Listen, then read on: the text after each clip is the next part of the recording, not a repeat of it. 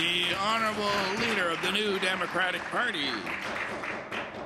Would like to ask the Premier, Mr. Speaker, about the roadmap for transforming the Nova Scotia Services to Persons with Disabilities Order, program. please. The Honourable Leader of the New Democratic Party has the floor. Thank you.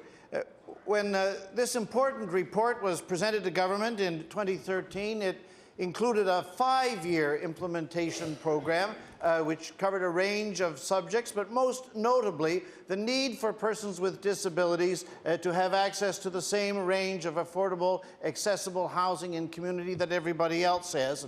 The report then was received by the government, and then its implementation expanded over a 10-year period to 2023. But that means that now we're in year 6, the second half of that period. So I'd like to ask the Premier, is his government still committed to the objectives of housing for disabled persons in Nova Scotia as set out in the roadmap plan? The Honourable Premier. Thank you, Mr. Speaker. I want to thank all members for the question. We are committed Mr. Speaker, to ensuring that all Nova Scotians, Mr. Speaker, can live independently in our province. The Honourable Member would know and raises a very important part. Those Nova Scotians require extra support to live independently, but it's certainly, Mr. Speaker, the mandate of the roadmap and certainly the mandate of our government to strive to make sure, Mr. Speaker, that independence not be the goal, but independence be the reality for those Nova Scotians who want that, Mr. Speaker. The Honourable Leader of the New Democratic Party. Mr. Speaker, when the roadmap was accepted by the government in 2013, there were 1,035 people on the Disability Supports Program waitlist. But today, there are 1,560 people on that list.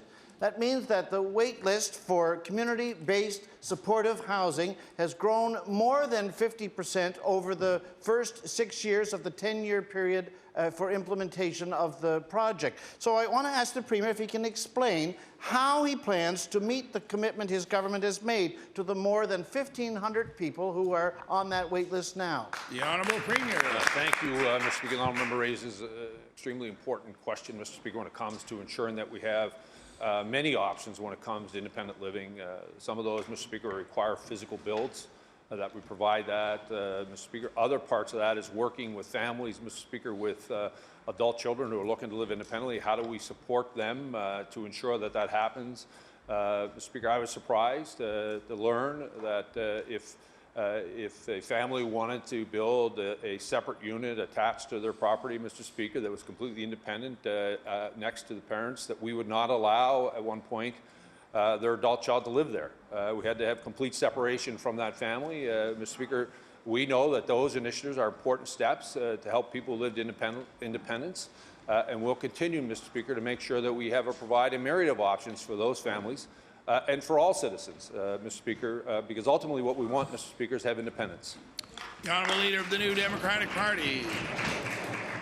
As I'm sure the Premier is aware, a Human Rights Board of Inquiry has found that the unnecessary institutionalization of people with disabilities is, in fact, a violation of their human rights. The board ruled that the province had violated the human rights of Beth McLean, Joey Delaney, and the late Sheila Livingston by failing to provide those housing options.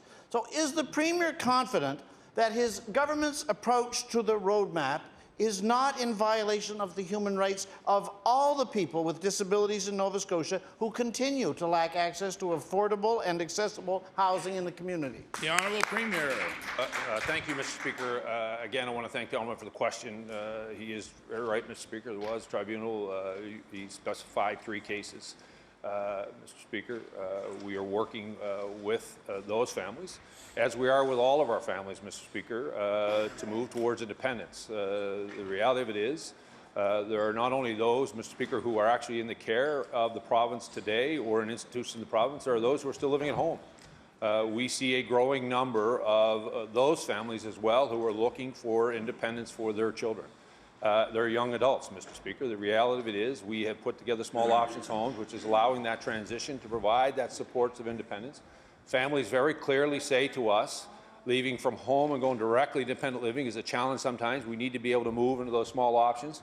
But that is, Mr. Speaker, in many ways a stopgap till we move them completely to independent living, Mr. Speaker.